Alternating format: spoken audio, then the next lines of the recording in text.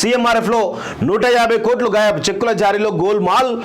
2018 assembly 2019 MP ఎన్నికల notification టైంలో దరఖాస్తులకు ఆసుపత్రి బిల్లులు అటాచ్ చేయకున్నా సాయం, ఆ డబ్బులన్నీ బీఆర్ఎస్ నేతలకు వెళ్ళినట్టు అనుమానం. సీఎంఓకు ఆధారాలతో సహా అందిన ఫిర్యాదులు, దరఖాస్తులు క్లియర్ చేసింది ఎవరు, దాని వెనుక ఉన్నది ఎవరు, ఫోకస్ పెట్టిన సర్కారు, ఆరా తీస్తున్న ఆఫీసర్లు అంటూ ఒకరు చూస్తున్నాం. బీఆర్ఎస్ హయాంలో సీఎం రిలీఫ్ ఫండ్ చెక్కుల జారీలో భారీ ఎత్తున గోల్మాల్ జరిగినట్టు ప్రభుత్వ వర్గాల అనుమానాలు వ్యక్తమవుతున్నట్టు తెలిసింది.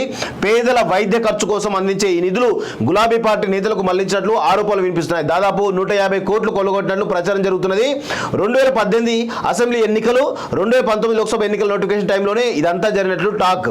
ఎన్నికల నోటిఫికేషన్ వచ్చే 2-3 నెలల ముందు ఈ అవినీతి జరిగినట్లు, సీఎంఓకు ఆధారాలతో సహా ఫిర్యాదులు అందినట్లు తెలిసింది. దీనిపై అంతర్గత విచారణ చేస్తుంటే ఒక్క విషయం బయటపడుతున్నది విశ్వసనీయ వర్గాలు పేర్కొన్నాయి.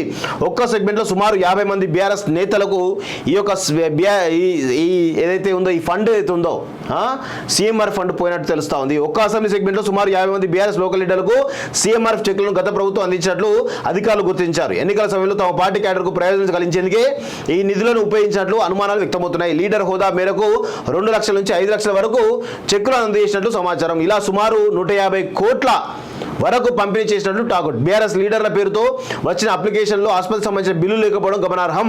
వాస్తవానికి సీఎంఆర్ఎఫ్ కింద వచ్చిన దరఖాస్తులు ఖచ్చితంగా ఆసుపత్రికి సంబంధించిన ఒరిజినల్ బిల్లును జత చేయాలి, లేదంటే అప్లికేషన్ తిరస్కారం గురవుతుంది.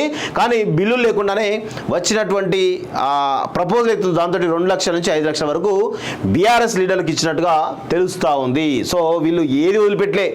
కాళేశ్వరం నుంచి మొదలుపెట్టుకుంటే, లక్షల కోట్ల స్కామ్ నుంచి మొదలుపెట్టుకుంటే చిన్న చిన్న వాటిని కూడా వదలకుండా ఈరోజు రాబందుల్లాగా ఈరోజు తెలంగాణ మొత్తం కూడా పీక్కు తిన్నారు. ఈ యొక్క బీఆర్ఎస్ సంబంధించినటువంటి కల్వకుంట్ల కాలకేల విషయం కూడా మనం గుర్తుపెట్టుకోవాలి. సో ఇలాంటి ఇంకా చాలా ఉన్నాయి, చాలా కూడా బయటకు వచ్చే అవకాశాలు అయితే కనబడతా ఉన్నాయి.